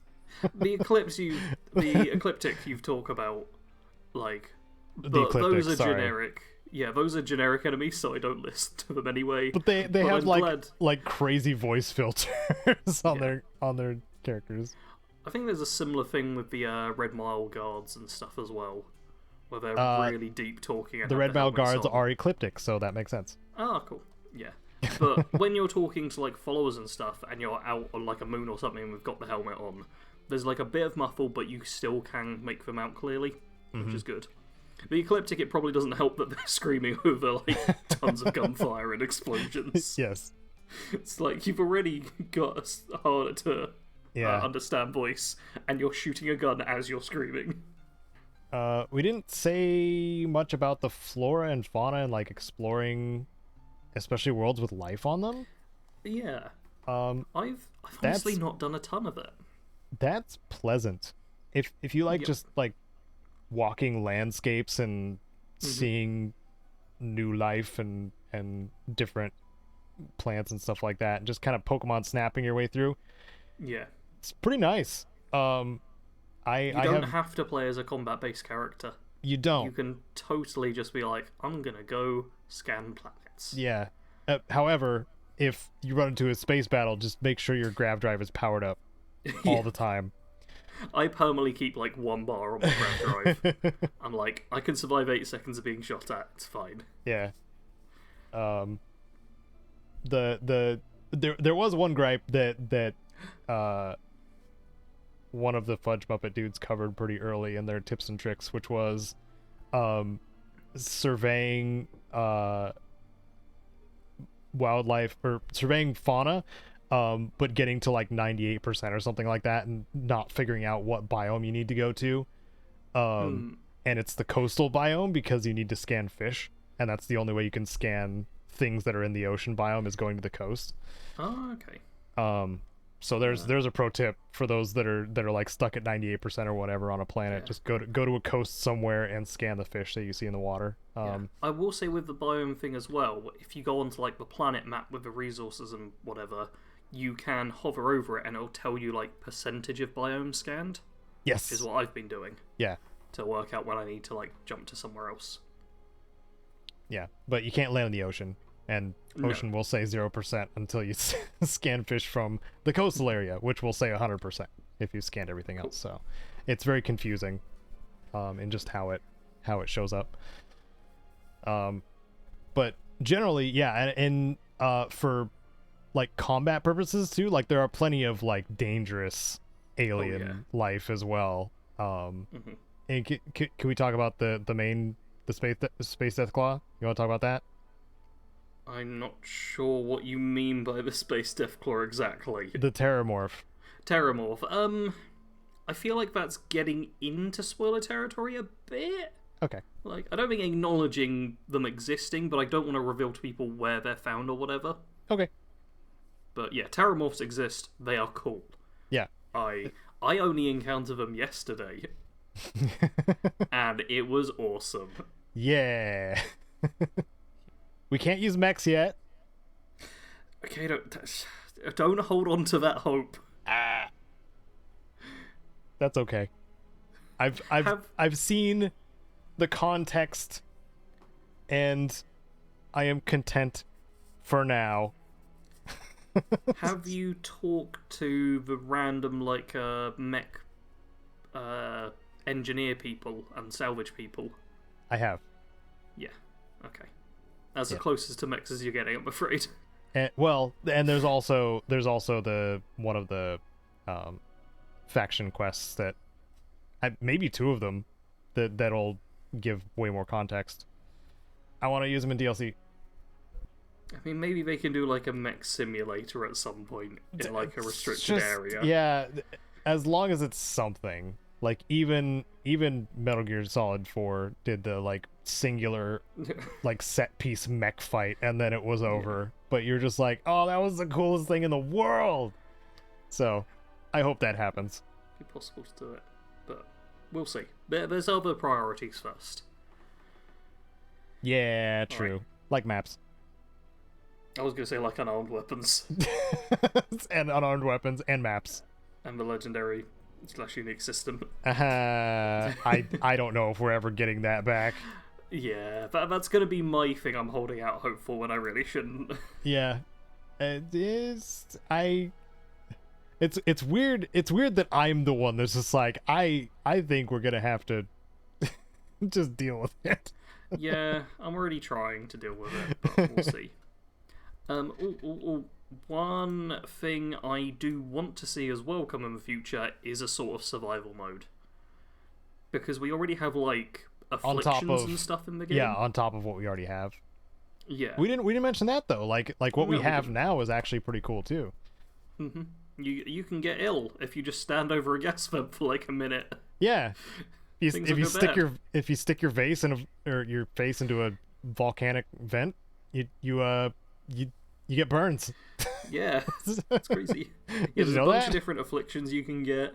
Also, if you don't use your jump pack when jumping from a long height, you can get like broken limbs and stuff. Yep.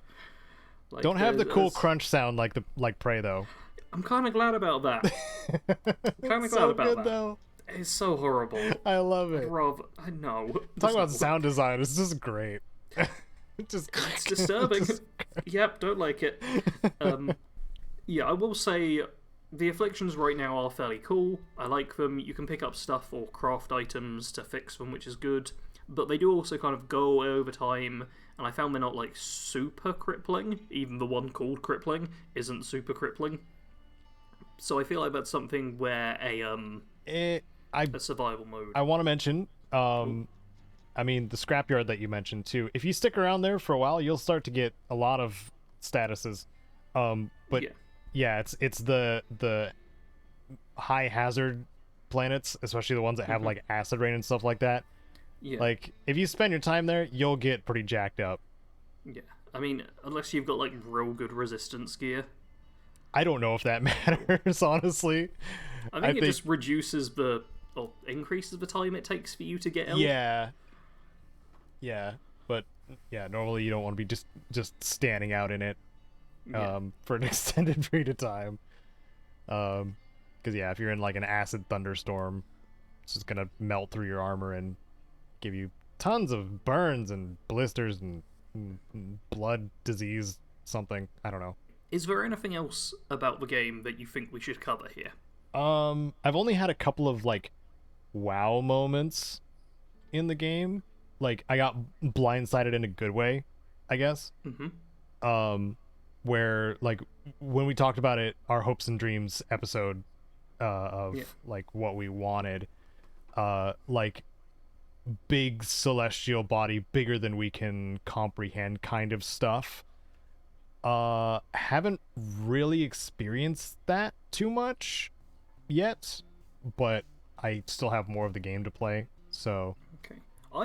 I feel like I've had several wow moments, but a few of them have been like spoiler stuff, so I won't talk about, and the rest of them have been wow, pretty planet, where I'm just staring up into space and there's like this giant planet or whatever. Yeah, I feel like because I'm big into just looking at stuff, I suppose, that I'm getting a lot of my wow moments. Well, you saw some of the screenshots too. Those of you listening, I'm hoping you did anyway.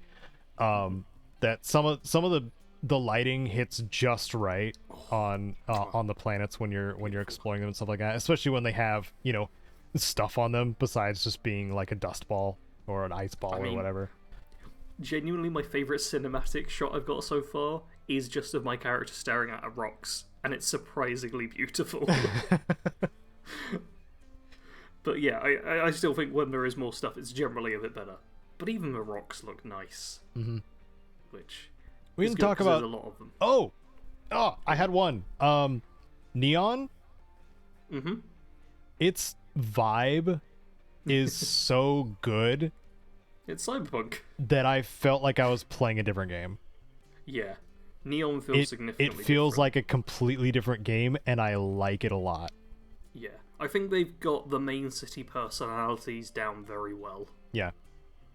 Like, Neon's probably the most distinct one, but, like, New Atlantis is very, like, oh, look at how clean and regimented and by the books everything is. Aquila City's very much, yeah, we're on the frontier and just survive. Cowboy Town. Yeah, pow pow pow. But Neon's obviously like, the woo, party time, everyone's corrupt, yeah! Yeah. But even stuff like Paradiso, if you've been there to the resort, I've not been there at all yet. that's got a vibe. That's got a real vibe. And I'm like, ooh, I love it, but I hate it. Which is exactly the feeling it should evoke. Nice. Like, all the named places, and, like, not named places, but you know what I mean, the specific, here's your big set location. Yeah. They all feel very distinct. There's no two where I'm like, oh, that feels just like a copy of that. Which is good, seeing as there's all the procedural and generated random locations, which you will sometimes get copies and stuff. Yeah. So it's good that they've done just a great job on making the specific locations feel... And I should mention here, too, that it's not just a couple. Like, there's a lot of handcrafted locations that are just in one place. A lot of the space stations are that way, actually. Yeah. And there's a lot to explore in those. Oh, God. Yeah, Okay, man, I was trying to wrap it up a bit, but I've seen people be like, oh, it's real boring, it's just empty rocks and stuff. But that's only if you decide to go off to the empty planets. Yeah. If you just focus on doing quests, you will constantly be going to places that are full of life, that are really interesting, that have different vibes, and only occasionally be sent off to, like, oh, go kill this person on this moon or whatever. Yeah. Like, I think the best way to explain it is to explore a little bit, like, on your own, and then, like, stagger it with doing some, like, side quest or story quest based stuff. Because I think that is, like, kind of the perfect mix. Because if you spend too much time on, like, barren, dusty planets or, like, just, like, boring moons and just going to, like, the randomized like dungeon locations, like that will get old very quick, but that's not the whole game. that's really not how you should be playing. Yeah. You should do what Caedo said and mix it up a bit. Like, go on your adventures when you've decided you don't want to quest for a little while, but spend most of your time on a mission doing stuff that's at least related to it. Yeah. Or dive into outpost building and get frustrated by all the containers you have to build. Wait until Caedo's made his guide, and then dive into outpost building. I'll have an outpost character build out for it. I just want them to, like, convert those 4 containers into just maybe 2. Yeah, that's all I want. Like one for resources, storage. One for components, like that. Yep. That's fine. Just cut what we have in half. It's way simpler that way. It'll hopefully improve over time. So, Caedo, what Starfield videos have you made so far? I made a tips and tricks like a week ago. You did? Yeah. It's doing good. It's doing pretty good. I mean, it plateaued pretty friggin' hard after 2 days, but... Oh, that's annoying. Yeah. It's still doing well, so... Yeah, I'm... Of course, obviously, we've alluded to it at least 3 times. My outpost guide that I'm working on, no ETA on it. I made a community post saying I got a little creative paralysis because this is what I decided to do first. Not just that, but the game is big. There's a lot of procedural stuff. Hard to make guides on procedural stuff without just saying it might be there. So, that's what I'm working with right now, is making a spreadsheet of maybe. It's a lot of maybe on that spreadsheet. I also have, like, skills and junk and stuff. But magazines and books, like, that's one of the priorities, but I'm still parsing out all of those and, like, the possible places that they can show up and stuff like that. Yeah. But as I learn, as I get a full set, I'll probably just like grab all of that footage, put it together, and put it out. That's the ideal way it's going to happen, unless I want to be fancy and use free camera and movement controls and stuff like that. Because I went back to some of my older Fallout 4 guides and I put way too much work into those. Maybe I won't put as much into these ones, but yeah, it's inspiring looking back at how desperate I was for my Fallout 4 videos to do well. So that's a weird thing to say. So anyway, also I played Dismantle with my buddy Daniel because he was just like, yeah, I saw you had this game. And then he told me it has split screen, not regular co-op. It has split screen, so we played it on the Steam share. What is it called again? Remote play. God, remote play together. That means the host of the game streams it to you, and then you pick up the controller as if you're player 2, and you're pretending to sit on the couch together, but not. So we played Dismantle. It's like Project Zomboid Light. And it's a lot of fun to play. It's just surviving in a post-apocalypse, something I tend to do a lot and enjoy. Yep. And I got to do it with a bud. So, even better. That's pretty much what I've been up to. Oh, I watched Nimona too, the animated film on Netflix. Okay. Pretty cool. It's about the shapeshifter girl. That's like seems way high budget for something that you would see on Netflix. Because it's usually 50-50 on there, but yeah, that one was just good. Just pretty freaking fun watch. Nice. How about you, Sarge? What are you doing, playing?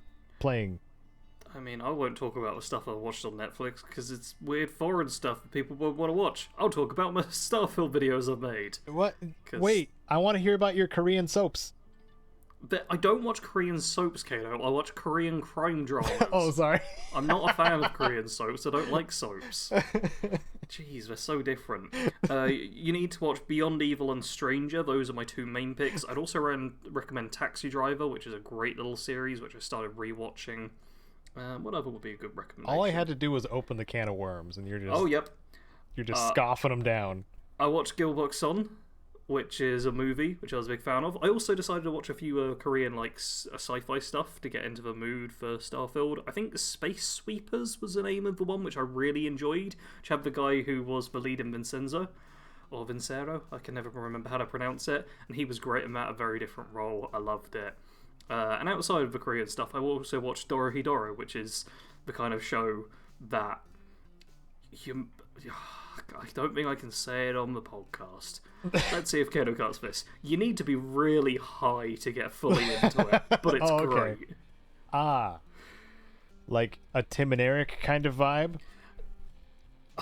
I'll send you the Dorohedoro opening title sequence. Do you have epilepsy or anything like that I need to know about? No.